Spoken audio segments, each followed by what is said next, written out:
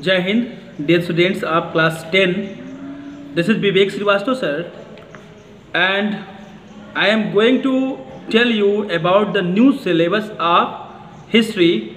Okay, so please mark the new syllabus of history that you have to prepare for the upcoming examinations. Okay, so mark in your book what you have to read. The first chapter, the rise of nationalism in Europe. That chapter have to read. Second chapter, the nationalist movement in Indo-China is not to read in this year. Okay, it means you have to choose the chapter 1 and the chapter 3rd from section 1. Chapter 3rd is nationalism in India. Have you marked? Mark chapter 1 and chapter 3rd from section 1. Okay, then go to the second section. Second section, the chapter 4th will be the making of a global world. It have to read this year. Okay, chapter 5th from the book, chapter 5th from the book, and chapter 4th from the syllabus it will be, because we have to left second chapter from unit 1. Okay, the age of industrialization, it had to read this year. Okay, so only 4 chapters have to read this year. Only 4 chapters out of 3, 6, 8. Out of 8 chapters, you have to read only 4 chapters. I think that will be a good news to you all, that you have to read only 50% of the chapters. So let us start the chapter 1 from your book. Chapter 1 is the rise of nationalism in Europe.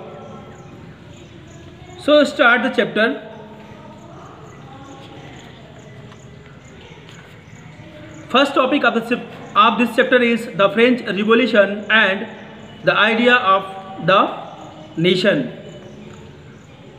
The first clear expression of nationalism came with the French Revolution in 1789, that you read in last class 9.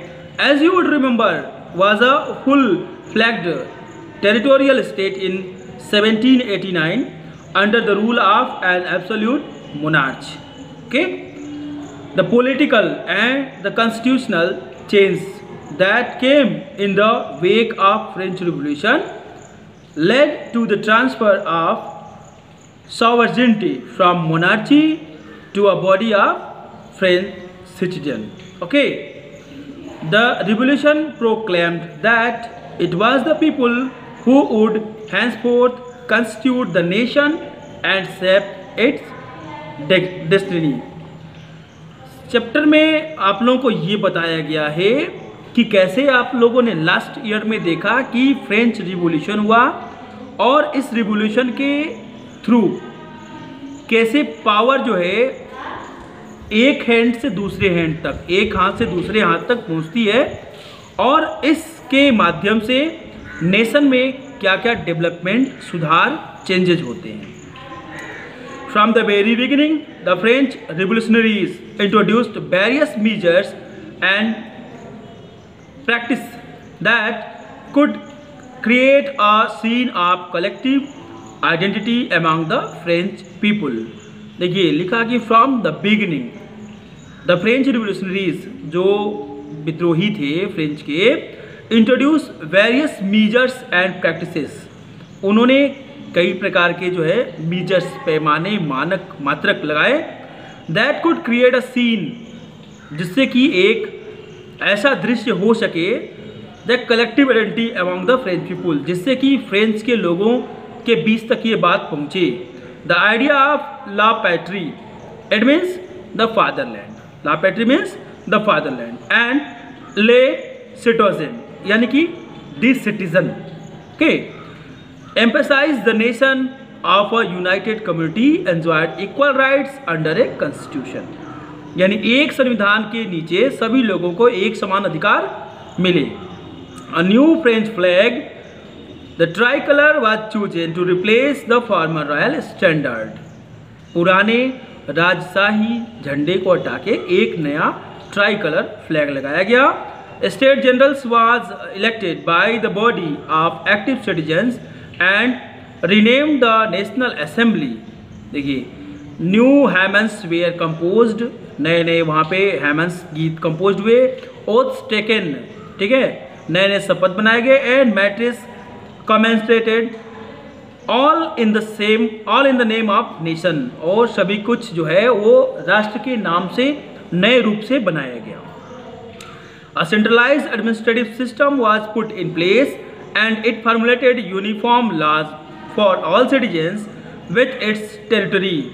एक centralized administrative यानी कि केंद्रीय व्यवस्था की गई, जिसमें प्रशासन की व्यवस्था की गई, जिसमें सभी टेरिटरीज को, सभी क्षेत्र जितने थे सारे क्षेत्रों को एक साथ फॉर्मुलेटेड किया गया, एक साथ यूनिफॉर्म किया गया, मिलाया गया। Internal customs duties and dues were abolished and a uniform system of weight and measure was adopted. एक नया सिस्टम बना, वेट का और मीजर का, तौलने का और नापने का एक नया सिस्टम बना, ठीक है। Regional dialects were discussed and French and it was spoken and written in Paris. और इसको जो है नए जो भाषाएं थी उसको लगाया गया और उसको बोला गया और सुना गया पूरे फ्रेंच में, ठीक है। Regional dialects were discourage and French it was spoken and written in Paris. इसको जो है पेरिस में लिखा गया और बोला गया। Became the common language of the nation, और उस समय से उसको फ्रेंच के लिए एक कॉमन लैंग्वेज यानी पूरे फ्रांस में एक ही भाषा अप्लाई कर दी गई। The revolutionaries further declare that it was the mission that and the destiny of French nation to liberate the people of Europe from despotism. जो विद्रोही थे उन लोगों ने बाद में ये डिक्लेयर किया, घोषित किया कि इट वाज द मिशन, यह एक मिशन था, and the destiny of French nation to liberate the people of Europe from despotism. इससे क्या होगा, इससे जो है फ्रेंच की डेस्टिनी आने वाले समय में दशा और दिशा जो है वो पूर्ण रूप में बदल जाएगी। In other words